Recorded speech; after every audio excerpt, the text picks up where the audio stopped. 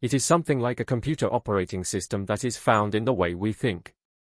A trading system, one thought for another, a trading desk. Because the mind of the brain is left alone in its isolation away from the life of God, and now in injury, it discovers these operating systems, innate, automatic, impulsive, and mindless. There are many such systems, and we are subject to them, hardly aware of them, and compelled by them. Let's call the first on the permissive seeker. In this mind, each thought requests permission to think itself out, to find out from another thought, which it had stored as the opinion of another human or some superego construct, testing to see if its own thought and validity is allowed.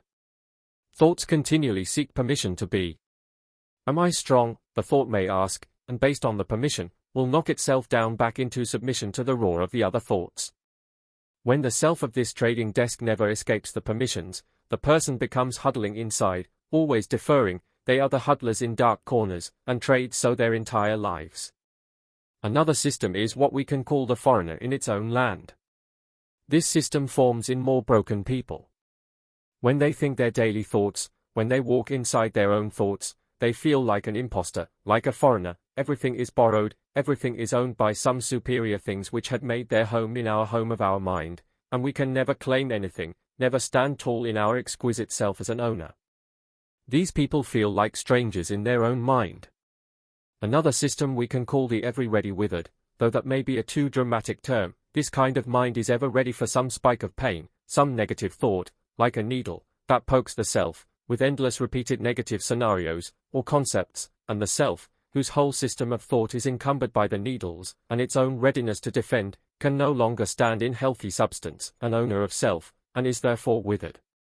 Another system of thought can be called the answerer, or the debater. This mind answers other thoughts in its own head, over and over, to mindless infinity. It talks to the needles, and to anything, any imaginary thing, sometimes debates them, sometimes use prose, thoughts in words, and words in prose, and are captured by the prose. There is no freedom in this way of thinking. Another system of the mind is what we can call the radio man or radio woman. These minds tend to less actively engage with other thoughts directly as above, but they passively accept and keep in their mind a sort of continual noise of thoughts. The noise is somewhat in the distance, but continual, loud, random, convoluted, intermerged and intermixed thoughts of all sorts, cohering together. The problem is that this conglomerate inside the mind is like a large gorilla that lives in our room. We must defer ourselves and space to give it space, and we end up only being a little helpling next to the thunder of this beast. Another system here is the sacrificial giver, and this one is more dangerous to itself. Inside this mind the person, who to a point is overcome by some trauma or traumas of life, semi-consciously give itself away to the superego thoughts, to ideas inside it that shows themselves great or domineering. The little self here gives all its treasures away, always deferring, always subjecting, hoping that its deferring of itself and its treasures will calculate towards survival in the hands of the domineering world outside and its agents inside our minds. And we know in the spiritual dimensions that when the brain gives something away, then it is a legal giving away. Another system is the pleader. This mind does not entirely defer itself, nor entirely answer and debate other images or concept person in their own mind. Rather they are swimming somewhere in sea of the middle, pleading for value, pleading to see if some reassuring thought will affirm them, some concept of someone inside them will approve of them. They are pleading for acceptance and the right to be alive their whole life. These, like many, have given authority to grant value to another. Another kind of mind is the script writer. Whenever in the debate of their mind, floating thoughts that pass continually, they deal with negative thoughts, not in deference, but with a ready script, something they like to think, a ready answer to life's problems, some script that they use over and over that gives them some explanation of value, such as, I have enough money, I will be okay, I have a beautiful face, so I should be able to manage through, I know a lot about life, or things of that nature.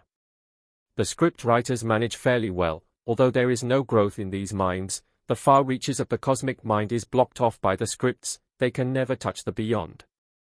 Seeing and answering the world outside and therefore the world inside through the script of nihilism, or making misery or bleakness our thing in life, is also a script. It stops the mind right there in its tracks.